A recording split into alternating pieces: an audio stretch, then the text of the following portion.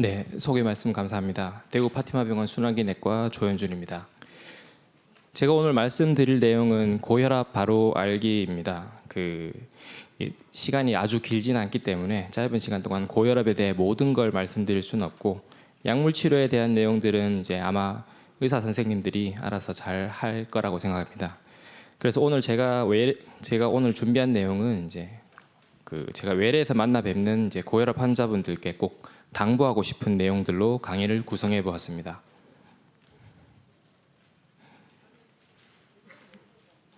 네, 혈압이란 쉽게 말해서 혈관 안에 있는 피의 압력, 즉 혈관벽에 가해지는 힘을 말합니다.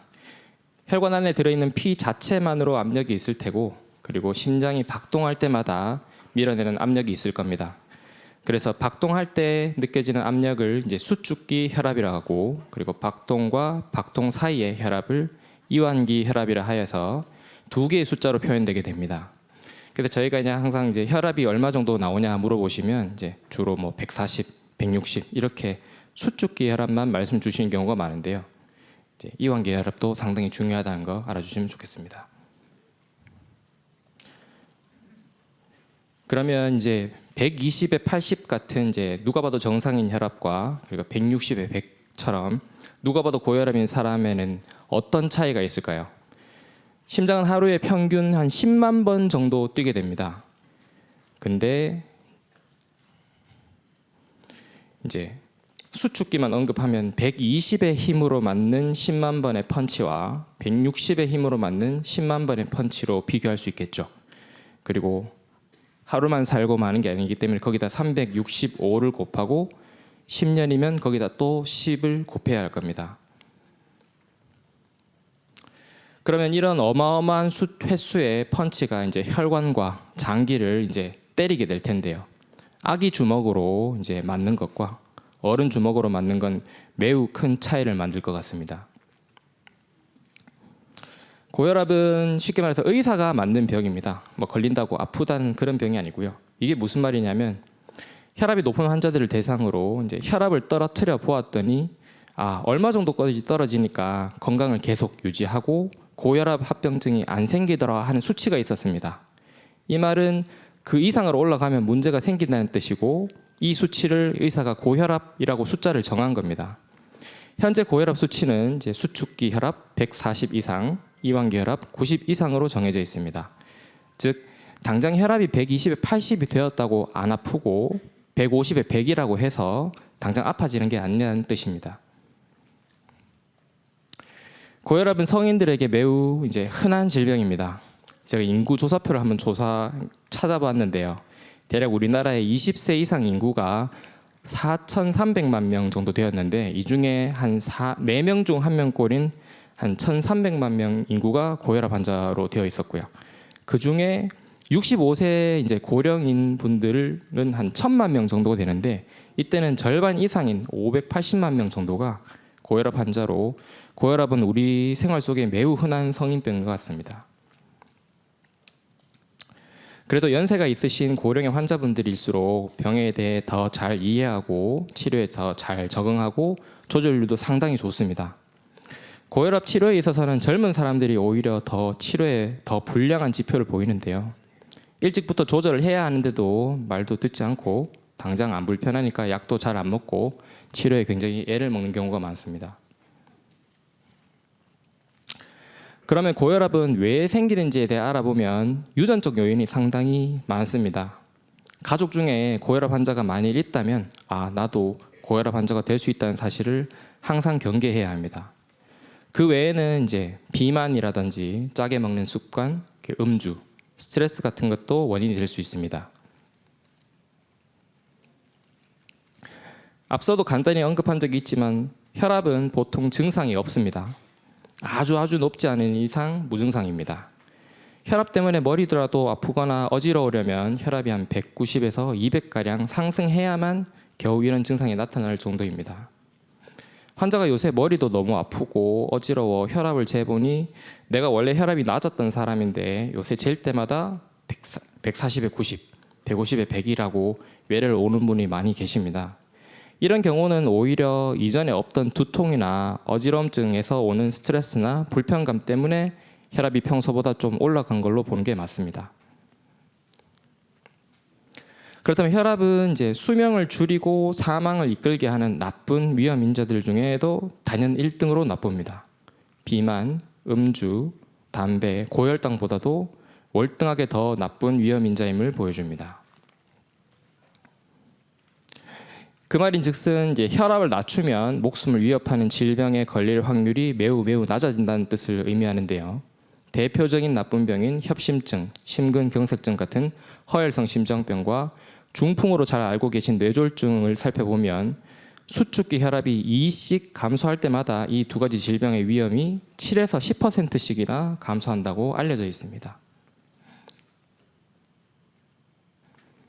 그러면 이제 혈압은 언제부터 약을 먹어야 하고 어디까지 낮추어야 하는지에 대해 알아보겠습니다. 여기 이제 적힌 이제 복잡한 표는 이제 잊어버리시고 일단 140에 90이 넘는다면 이제 약을 먹어야 되고 140에 90이 안 넘도록 조절해야 한다 정도를 기본으로 아시면 됩니다. 그리고 고혈압 환자들이 다 같은 고혈압 환자가 아닙니다. 아래 이제 위험 인자들 이렇게 여러 가지가 적혀 있는데요.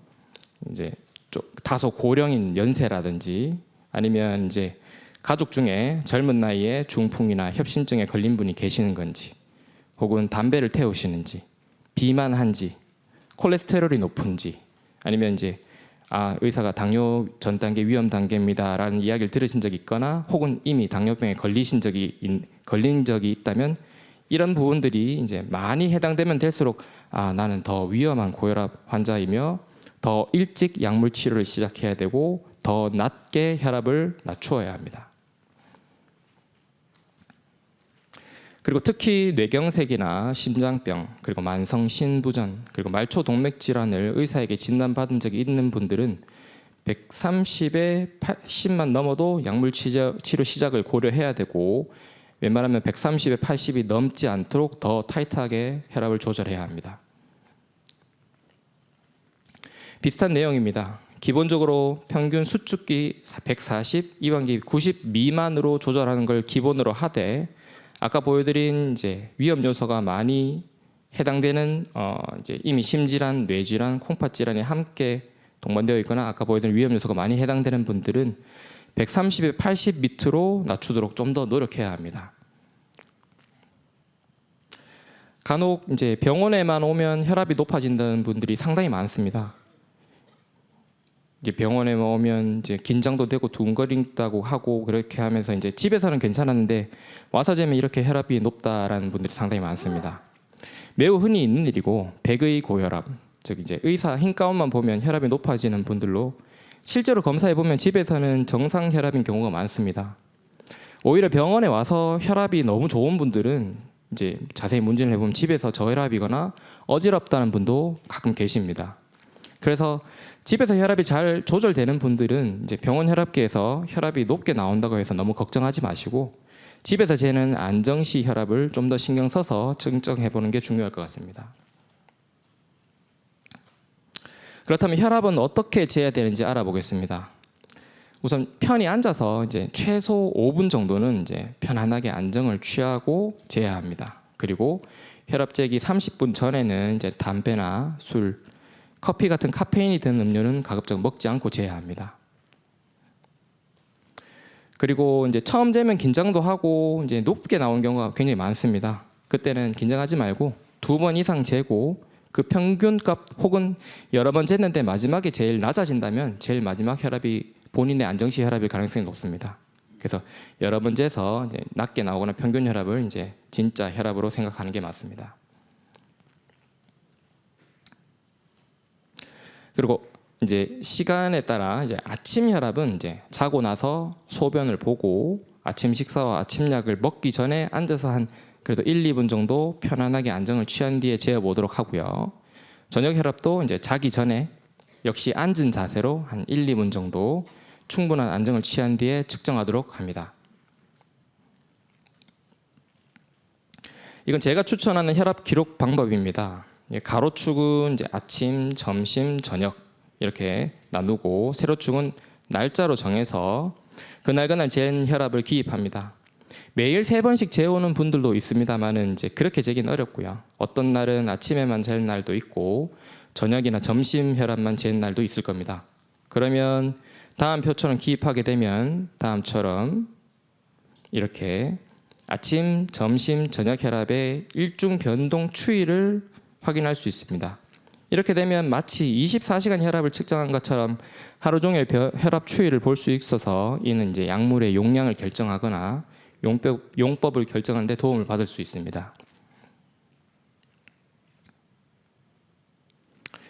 약물 치료는 이제 의사들이 잘 알아서 결정할 일입니다. 혈압 조절에 있어서 일단 혈압약을 잘 드시는 게 가장 중요할 듯합니다. 약물 치료 이외에 어떤 생활 습관이 혈압 조절에 도움이 되는지 알아보도록 하겠습니다. 아주 모범적인 비약물적 치료, 즉 이제 생활 습관 교정을 잘 하면 고혈압 약을 1개 정도 썼는 것 정도의 이제 혈압 강화 효과를 유도할 수 있다고 되어 있고요. 이 말인즉슨 약을 1개 드시는 분은 이제 잘 조절하면 약을 끊어볼 수도 있고 2개 이상 드시는 분들도 약을 줄이는 효과를 볼 수 있다고 볼 수 있습니다. 하지만 고혈압의 치료의 근간은 약물 치료입니다. 이따 다시 설명을 드리겠지만 이미 혈압이 엄청나게 높은데 나는 약을 안 먹고 식이 조절하고 운동해서 조절해보고 싶다 하시는데 이게 쉽지가 않습니다. 생활치료의 핵심은 이제 생활요법 치료의 핵심은 이제 소금을 줄이는 것과 운동 그리고 체중 감량이라 생각합니다. 금연을 하고 술을 적게 마시는 건 당연한 일이고 그리고 채소, 저지방 유제품 등 소위 말해 이제 건강한 음식들을 드시는 것도 도움이 될 거라고 생각합니다. 제가 생각하는 혈압 조절의 비약물적 치료 중에 가장 효과적인 방법은 저염식이라고 생각합니다. 일반적으로 우리나라 사람들이 외국보다 소금의 섭취량이 더 많다고 알려져 있습니다. 음식 자체도 조금 짜지만 이제 아마 국물 요리도 많고 이래서 그런가 싶기도 합니다. 지금 평균적으로 먹는 소금의 양을 이제 반가량, 절반가량 줄이게 되면 수축기 혈압이 약 한 5mMq 정도 줄어든다고 되어 있습니다. 소금의 하루 권장량은 6g 정도로 알려져 있습니다. 티스푼 1개 정도입니다. 이건 이제 밥 숟가락이 아니고 그 티스푼입니다. 제가 항상 얘기하는 게 이제 세상에 소금이 안 들어간 음식은 없습니다. 그래서 아무리 이제 싱거운 음식을 골라서 먹는 것도 중요하지만 안 먹어도 되는 음식을 이제 줄이는 게 상책입니다. 가령 예를 들어서 이제 식사 중에 맨밥을 그냥 먹을 수는 없습니다. 이제 반찬도 먹고 국도 먹고 하긴 해야 하는데요. 그런데 밥 공기에 이제 밥을 다 비우고 나서는 이제 남은 반찬과 국은 이제 굳이 먹지 않아도 되는 음식입니다. 그런데 이제 맛있다고 반찬 1개 더 집어 먹고 국을 다 마셔버리면 이제 굳이 먹지 않아도 되는 소금을 이제 섭취하게 되는 일이고요. 마찬가지로 술안주라든지 이제 먹지 않아도 되는 간식 역시 안 먹어도 되는 소금을 섭취하는 것이란 걸 명심해야 합니다.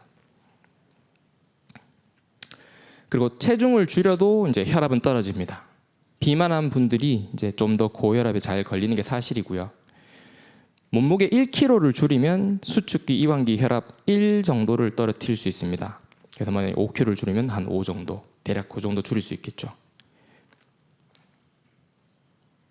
그리고 운동, 특히 이제 유산소 운동, 숨이 찬 운동, 혈압 조절하는 데 매우 중요한 역할을 한다고 할 수 있습니다.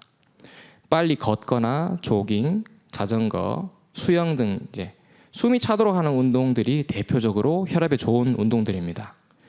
운동 자체만으로 이제 혈압을 5 정도 떨어뜨릴 수 있고요.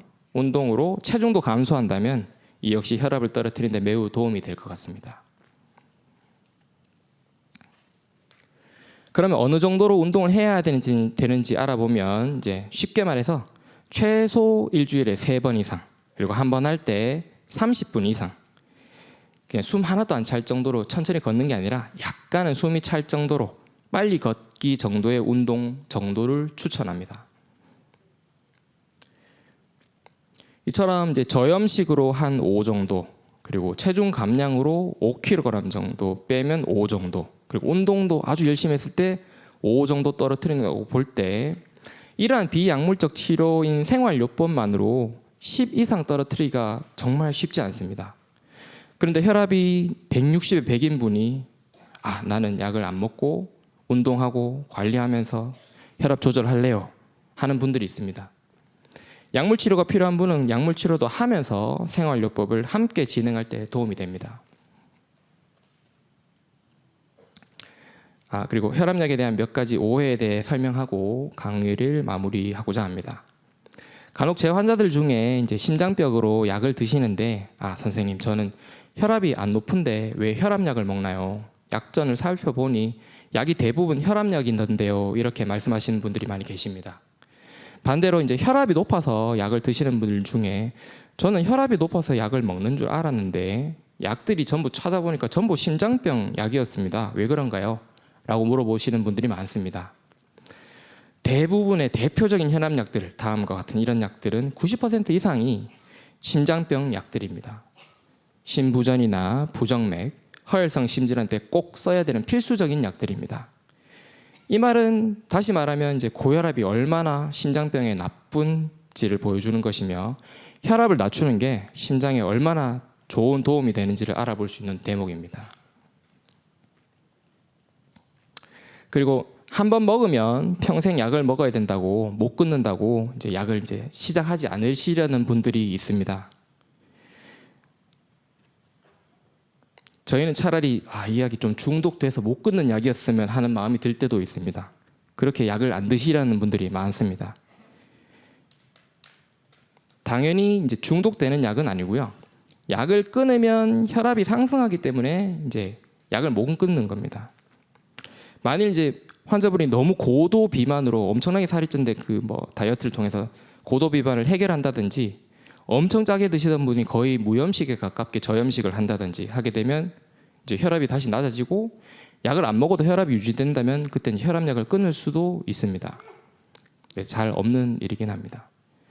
그리고 혈압이 정상되면 이제 혈압이 좋아졌으니까 약을 그만 먹자라고 생각하시는 분도 많이 계시는데요. 당연히 앞서 말씀드린 바와 같이 안 됩니다. 중지하면 다시 혈압이 올라갑니다. 즉 정상으로 만들어준 용량을 유지해야 정상 혈압을 잘 유지할 수 있습니다. 혈압은 이제 똑바로 잘 재고 싱겁게 먹고 운동하고 체중 조절하고 약을 잘 드시면 그다지 다소 어렵지 않게 잘 조절할 수 있습니다. 경청해 주셔서 감사합니다.